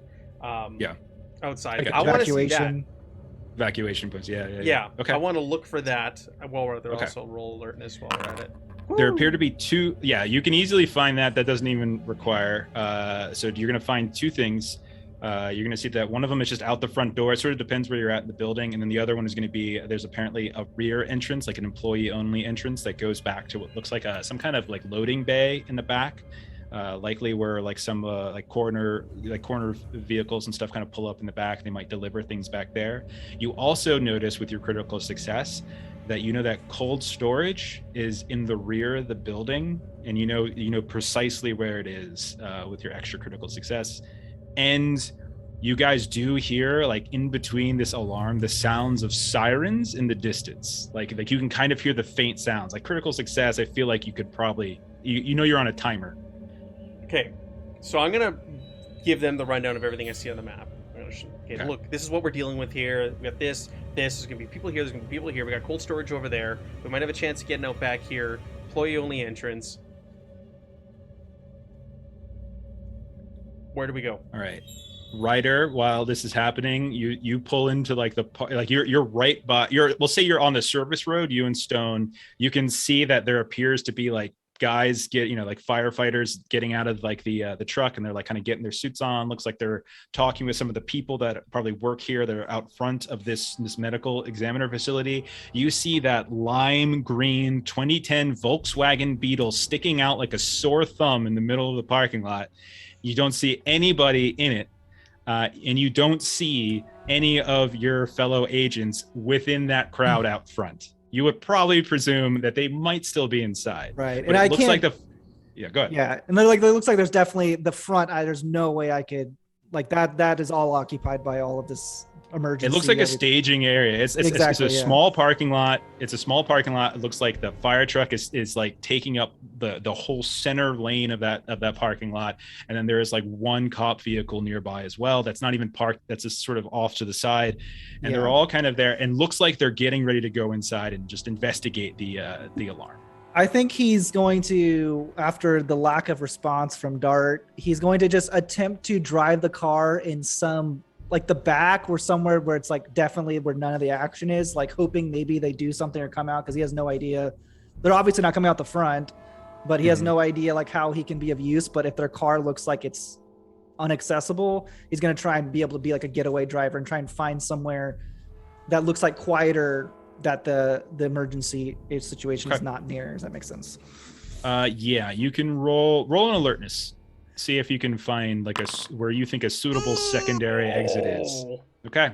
I don't know. You totally see because you don't know this, but the rest of them knew that like there's like probably another company or another like sub department that probably shares this building, and you catch sight of it, and you kind of do this long path. You go down this service road, kind of come back around to the other side, and you just hold up shop right there, and you're ready to go. And you don't really have good sight though of like the front of the building anymore. It's more just like the side of the building, and you can see there's a handful of people, like there's maybe 2 or 3 people that are just kind of standing outside the building, like in this little greenery area by one of these trees, and no one seems to be paying attention to you.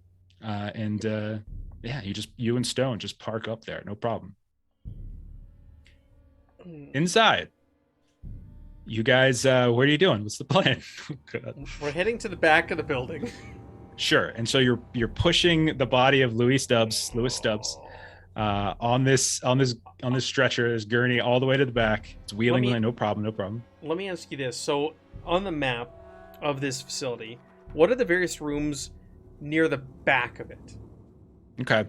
So there's a lot of storage. It looks like it looks like there's actual medical storage, and so you can see like there's these 2 large facilities. One of them seems to be like just dry storage, so any kind of dry goods, dry details that they might need, and other stuff seems to be more medical storage, and that looks like it has key card access. So it's specific, like kind of. It's a specific like kind of gated door that's over top of the normal door, so you would have to key card in. That's fine. The basic dry storage is probably just like towels, sheets, things like that, and that one doesn't seem to have any sort of special entry point in. Perfect. Yeah, and then there's you could see that there's a couple other offices as well. as we're making our way down the hallway, I'm assuming quite quickly, I want to pop my head in there, pull out my Zippo, and fucking light a fire on a towel or get something going and get a fire started in this room. Absolutely. You pop open the door to the dry storage and you set a fire. Absolutely. Okay. Let's go. Not an issue. Get the fuck out of here. Roll a luck test. As well. Oh, come on, Jeff. Because I know when Ryan this is the set a benefit. fire. Okay. Yeah. Yep. Oh. So you set the fire. Yep. No problem. We'll see. It's just a question of whether or not it kind of really starts to spread, or Sure. whether Sure. there's no accelerant that you have. That's why I was rolling the luck test to see if there was an Okay. accelerant in here that you might be able to get it. But nope, you just get it going. Hmm. Now, so you got the fire going. What are you doing with the body of Louis Stubbs, and what are you doing with the fact that there is some very important evidence in cold storage? The body of Amanda Griffin and the hands and feet of Tybalt Greaves. Do you think we've got time to get to it from what you saw? No. Are there ambulances here at the back? Isn't there hearses? The hearses? Yeah. Well, not hearses. It's not a funeral home, but there's a medical. Their official medical coroner facility. Yeah. We'll say there's a van. There's like a kind of like a van back here, and it's got Snohomish County medical examiner tagged on the side. When you peek out the door, though, if you peek out the door, and I'll say you're doing the peeking without, I'm not going to require stealth or anything. You just peek out the door because the door is not even probably, might be closed, might not be closed. You do see that there are people back here because you did just notice that there was an evacuation point in the back of the building. And we'll say that there's 4 people in the back, but they're a good maybe 100 feet, 200 feet away from the building.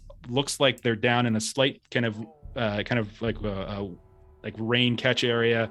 And they're just kind of hanging out. Looks like one of them might have is smoking a cigarette, and they're just kind of chilling. A couple of them are looking at their phones and just kind of waiting around. With your alertness, you can see all that. Do I pull a Louis Salvatore and start firing my weapon to scare them away? Yeah. I mean, you guys might fire it right at them, though. Oh, we never killed anyone, actually. This is not good. Okay. This is great. This is drama. This is pure Delta Green right here. This is Oh my so God. great. This is Delta Green. Do you want to run, So awful. or do you want This is to so take that vehicle?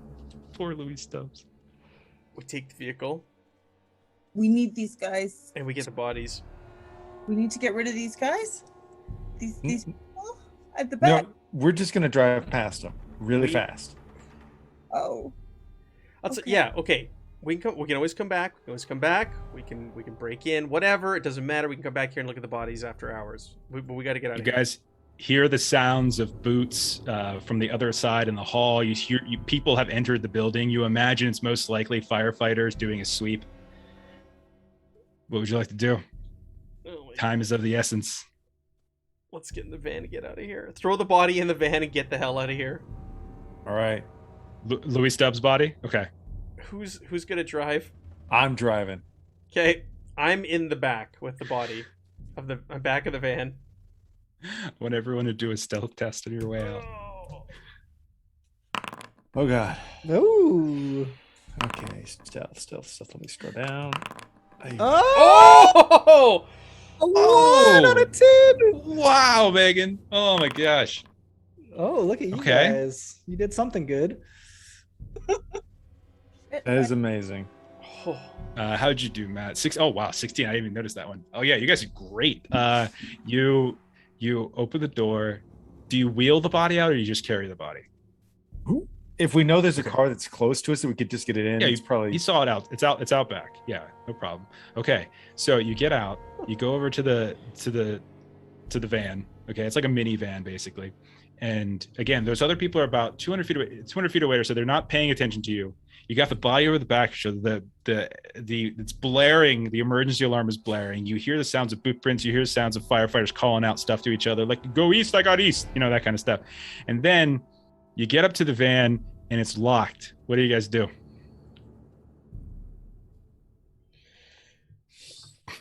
It's locked. It's a parked car. Check his pockets. I don't think van keys. I don't think he would have van It's keys an to this. official. It's a luck check. Try it. You got 50% chance No. the keys are in his pockets. No. No, I don't think so. I don't think so. I know it's really You dumb. hear keys, you pull them out, but it's like for a Toyota, and you think it's probably his own car. I mean, like Llewellyn or Rexstar just shrugs, puts like one foot onto one side, puts an arm on the other, and like just might try and brute force it open. Okay, like you're like smashing in the window or something, or Yeah, that's. He'll like motion elbow or motion pull, and shrug. Oh. I think I'm gonna say his gut instinct was to try and just rip it open, because he's not a B&E guy. Hotwire this car. ripping a door open that is locked seems pretty difficult. Yeah, So it's not let's realistic. say roll. We're gonna go roll strength times 5 minus 40 on this. So Okay. still a chance, but a very small chance. And you're very Pat- strong, so you do actually have a decent chance. Pat, we've won up the Call of Cthulhu party here. Minus 40, you said, right? Minus thought 4. I So was just roll your bad. strength times 5, and we'll subtract Okay. it for you. It's all. So it's base 85, I need to get 45 or under. Ooh. You rip the door clear off the hinge. You just rip it right off. You just. I have just gained some respect for Dart after losing all of it in that room. You got Louis Stubbs on your left shoulder. You reach your right arm down, and you just yank the thing right off. The door falls down. There's like actually, I'm not going to say because that's actually going to hurt you guys. I don't want to hurt you guys. You rip it right off the hinges. You can tell this thing's not going to close properly, but it's loosely hanging on the hinges. Okay, so you throw the body in the back, no problem. You get in. Flip Who- down the can anyone visor do and a- see if there's a key. Oh, you All right, can't even I'll- drive it yet. I will give you a luck test on if there's keys. If there's keys in the visor. Who wants to thing. roll I'll it? give you. I'll give you a You're luck driving, test for Dart. This is on you. Oh, okay. Oh, God. that. Rip the door off it. Yes! Yes, Dart. So Dart does one of those things. He sits down. No way they have it, and it falls. The keys just fall right in your lap. There it is. Something's finally going right for you. You start it I'm up. going now. You pull it out now. Now, are you pulling the car out? Are you pulling the van out like quickly and trying to get out of here as fast as possible, or are you doing it like just cash? We're just gonna cash our way out of here. Okay. Gonna have some flashbacks to car stealth. I've done car stealth before. Sure. Just keeping it cool. Okay. Roll drive or stealth, whichever's lower. Whichever. So my drive is lower. Okay, then go ahead and roll your drive. There's not as many bonuses to drive. But it's still not bad. Wow, your drive is really good, actually. Your Okay. drive is Oh, right? fantastic. 60's really good. Okay. You pull the vehicle out and you start, and like there's a little bit of a screech at the tires. This maybe adrenaline's kicking in a little bit. You did just kill a guy. You did just rip a door off its hinges. You did just set a fire in a medical examiner's office. You know, it's a little intense situation. And you screech the tires a little bit. Your alertness is high enough that you see one of the people that's down in that little group just suddenly looks over in your direction. They're just looking over. And like they say, like they kind of tap the other person in the shoulder, and they point in your direction at the van as it drives away. Ryder, what's your alertness at? 44. 44. Roll alertness. And take a plus 20 because you're just parked up. You're not doing anything of particular. Whoa, geez. Okay, critical success. You see the van leaving out the back. It kind of pulls out like about 100 feet ahead of you. There's this other exit leaving, and it's like this back road area. And if you would have pulled up just a little bit further, you probably would have seen the back exit. But you see the van pull out and start driving away. It looks like he missed he went over the curb and just sort of missed a little bit of the exit. It's kind of driving a little erratically. And as you're looking, you notice like the driver's side door looks slightly off its hinges. It's like it's just not closed properly, and it just looks damaged in some way. You gotta be fucking shitting me! And he starts calling. He starts calling them. Okay. Phone rings. It's Ryder again. We'll pick it up there next time. I think Okay. we're a couple minutes past. You guys start moving away from the scene God in your bless little it. caravan here with the 2010 Volkswagen Beetle lime greens. With all of her ownership, driver, all that kind of registration stuff's in there. Okay. She was so glad to pull out her vehicle for this. Oh no, I drive my own car. Oh God. Plus Why? you guys met Janice. You talk with Janice and stuff. And like, wait, they're not here. Where'd they go? Where'd Louis go? Oh God, this was amazing. Guys, I'm about to call Blair on you three. That's probably not a bad idea. We need a code red. Okay, let's do some closing plugs here. What everyone's got going on this week. Matt, what's going on between now and next Thursday for you? This is it for me this week. Next week, Tuesday, you can find myself and a few others from this group over on the Sirenscape channel here on Twitch, 9 p.m. Central Standard Time, doing some Call of Cthulhu, and then back here on Thursday for more Delta Green. Awesome. Megan, you got anything? I do not. Just relaxing actually this week. Hopefully next week things will pick up again, but not this week.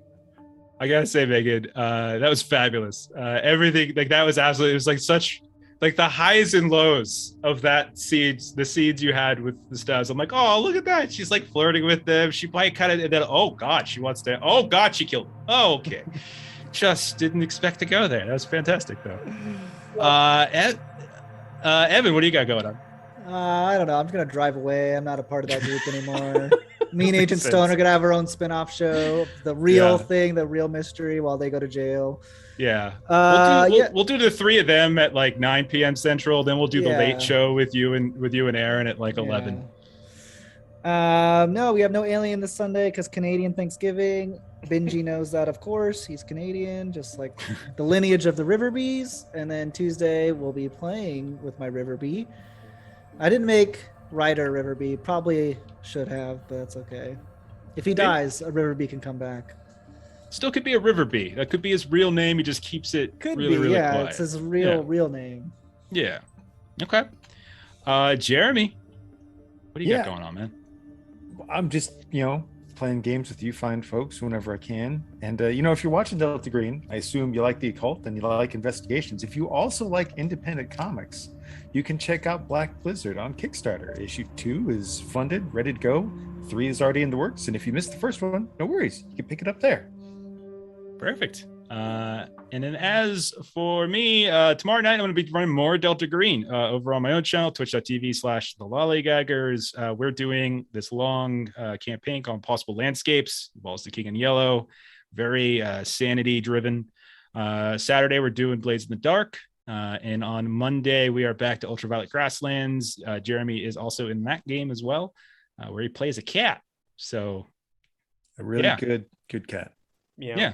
And I think tomorrow on Garblag during afternoon for North American folks, they got Vampire. I think tomorrow, right? And then I think there's like is there a One Ring game on Saturday? I don't think it's being streamed though. That's not streamed. Okay. Yeah, I think it's offline. Okay. No. Well, there you go. That's it, Matt. So I guess that's it. Take it away. All right. Have a good night, everybody.